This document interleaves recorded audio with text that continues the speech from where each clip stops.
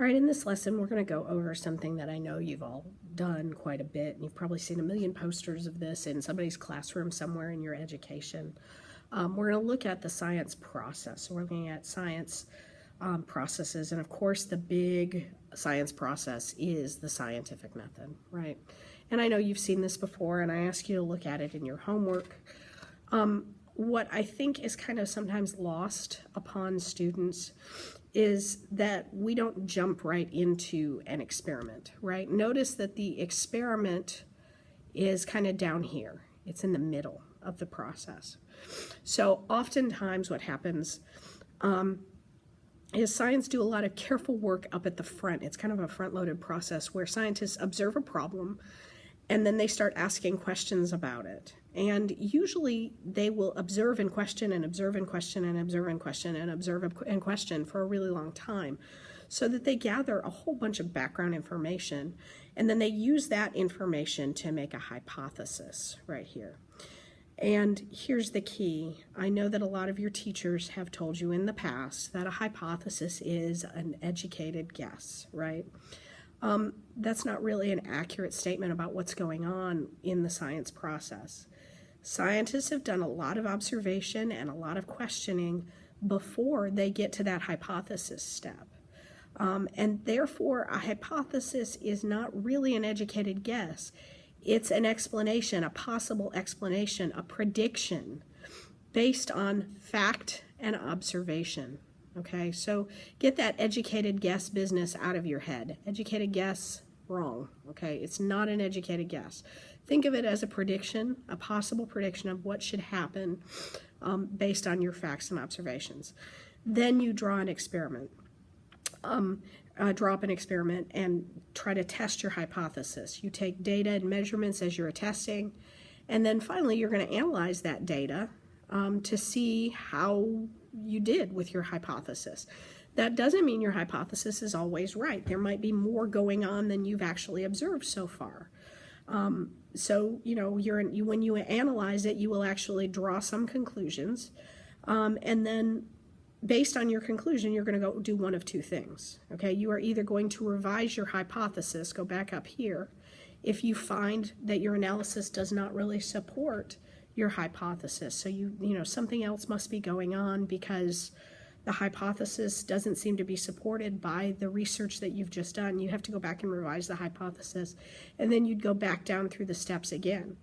Or if it looks like your hypothesis so far is upheld, then you would go back and re-experiment and then reanalyze and redraw conclusions. So this is kind of like a flow chart based on what you see and what your analysis says. Now, before we leave this topic, I have to say a couple things about a hypothesis. Hypotheses are kind of special because you need to write them really carefully. It's not, I just think that this is going to happen because I think that, right? It's not an educated guess. It's a prediction based on what you've seen. But when you write your hypothesis, you have to do three things with it. Number one, it has to suggest a test. So hypotheses must be testable.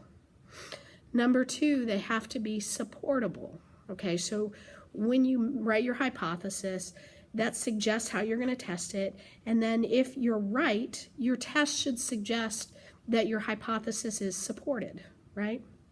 Finally, though, if you're wrong, your hypothesis must be falsifiable. In other words, you get to the end and your tests indicate that something's wrong with your hypothesis. It should be super obvious based on the analysis of your experimentation. So students like to understand 1 and 2 pretty well, right? Testable and supportable. Number 3 always throws students for a little bit of a loop because you don't want your work to be false, right? But if it is not actually an explanation of what's going on in the world, you want to know that it's falsifiable. I put a little picture of a purple dragon here to give you an example of that point. If I tell you that I've got a purple dragon in the room, and you tell me, no, you don't, I don't see a purple dragon, you've suggested a test for verifying how that purple dragon could be in a room, right? You've got a visual test for, excuse me, that purple dragon. But I tell you, no, the purple dragon is actually invisible. And then you think, okay, well, let's just throw some flour or cornstarch or something on the floor so we could see the dragon's footprints. And I tell you, no, my dragon actually has some wings, and my dragon is actually a flying purple dragon. So it can actually fly and hover above the ground, so you wouldn't be able to see its footprints. Every time you come up with a test, right, it's not falsifiable is the problem, right? The test might be supportable if you can come up with a good one, but there's no way, every time I tell you come up with a way to prove that this dragon does or does not exist, I tell you, no, that test isn't going to work. So this flying purple dragon hypothesis doesn't work because it doesn't have these three things involved in it. You can test it, but there's no way to support or falsify it, and therefore it's not a great hypothesis. So make sure when you make your hypothesis, you don't make a flying purple dragon hypothesis. All right, now part of science, obviously, when you are doing an experiment or you're testing, you're researching variables, and you know, just like in math class, a variable is something that can change, right? So when you investigate variables, there are two types of variables that you're looking at, and those two types are called the independent variable and the dependent variable. The independent variable is the variable or factor that the scientist is manipulating or changing. So if you're graphing, the independent variable goes on the x-axis. The dependent variable is the thing that is going to vary as a result of the changes that you make in the independent variable. And if you're graphing that, that goes on the y-axis. So for example, changes in temperature over time. What are you controlling? So if you want to go outside and test how does the temperature change over time over the course of a day, you've got two variables here, right? You've got temperature and you've got time. Well, which thing are you controlling? Well, I understand you're not a wizard. You have no ability to control time and space. But you are controlling at what time of day you go out, correct? You're setting the time intervals up. Time then would be your independent variable. Temperature is going to vary as a result of what time you go out during the day, right? Your temperature is generally going to be lower when the sun is down and higher in the middle of the day at noon. So temperature would be your dependent variable. See how those two work together. Temperature changes because of time. That makes it dependent on time, right? So that's the dependent variable. Time happens because it happens, and you're controlling when you go and take your measurements. Therefore, it's the independent variable.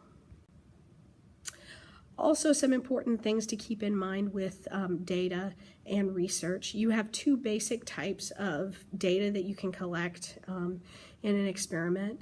You've got quantitative data, right? And hopefully you see the root word quantity there. In other words, you're collecting measurements and numbers as your primary source of data. The other is called qualitative, and it's also known as descriptive research. So descriptive data is just kind of some observations, visual observations, but you're kind of writing things out like in a journal or something like that. Maybe you're recording behaviors of an organism or something that's not really something you can count or measure. And that would be considered to be descriptive or qualitative. Another thing that you've probably heard of is controlled experiments, right? A controlled experiment happens when you set something as the control. You can actually make controlled quantitative or qualitative research, but the control is some research group that you are not changing, you are not modifying or anything. That's going to be your standard, and you're going to compare the groups where you did change or modify something to that standard. So for example, you get this a lot in clinical trials for drug tests. One group, the control, gets something called a placebo. So you give everybody a pill so that everybody feels like they're getting something, so that you're kind of taking out of the mix the idea that somebody might not get better simply because they don't feel like they're getting treated, right? So everybody thinks they're getting treated for something. So one group gets that placebo, maybe it's vitamin C or something like that, something that's not going to affect your results.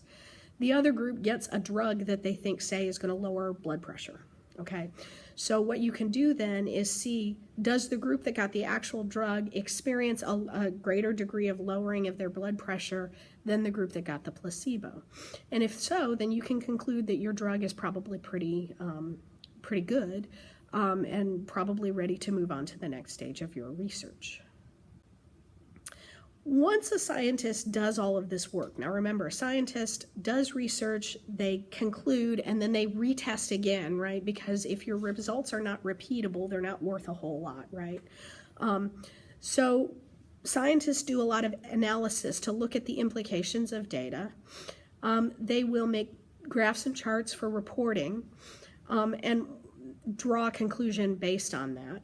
And again, then scientists will decide whether they need to revise or they need to repeat, right? So once you've got your data, once you've analyzed it, once you've drawn conclusions, you've got to decide whether you're going to revise or repeat, okay? And we kind of mentioned that in the first slide.